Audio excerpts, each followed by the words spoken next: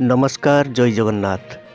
आज हूँ इंग्राजी नववर्ष 2026 NH न्यूज ओडिया चैनल तरफ आपण को हार्दिक शुभेच्छा शुभकामना एवं अभिनंदन। कहू कहू 2025 सरी जाइए। आज पाद थापी 2026 मसीहा 2026 मसीहा आज प्रथम दिन नुआ सकाळ किसी नुआ खबर को नहीं मु सुशांत आपण को स्वागत करुच्ची। खबर आरंभ करने पूर्व आपण मैंने जदि आम चैनल को प्रथम करी आछंती तबे चैनल टी को सब्सक्राइब करि नियंतु एवं वीडियो टी गोटे लाइक करि दियंतु।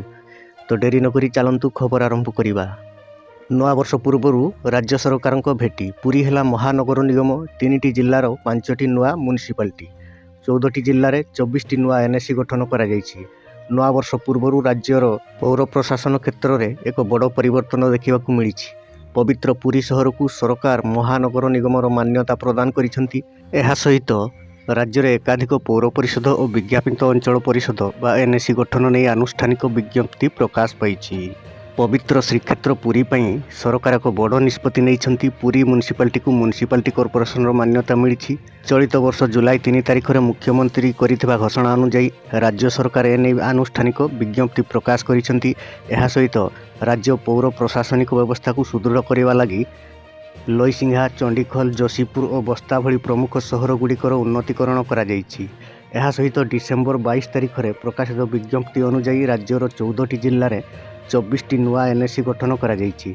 नूतन एनएसी तालिका रे पाललहड़ा सिमुलिया सहेला तिहिड़ी सालेपुर बडम्बा नरसिंहपुर और बोरीगुमा भली 24टी अंचल स्थान पाइथिबा बेले बौद्धगड़ भंजनगर कविसूर्यनगर पलसरा और करंजिया एबेठारु म्युनिसिपालिटी भाव कार्य करिवो। एहार परवर्ती खबर खसिला सोना रूपा दर दिनकरे रूपा 23,000 टंका सस्ता।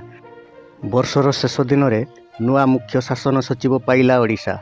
प्रथम महिला भाव दायित्व ग्रहण कले अनु गर्ग। कहले स्वप्नर ओडिशा गठन लक्ष्य। मुख्यमंत्री अनु गर्ग को शुभेच्छा जणाइले। तो दर्शक बंधु ये थिला आजिर अपडेट। एही भली नुआ नुआ अपडेट पाइबा नुआ नुआ खबर जानिबा आम चैनल को सब्सक्राइब करि नियंतु एवं निश्चित भाव वीडियो टी गोटे लाइक करि दियंतु।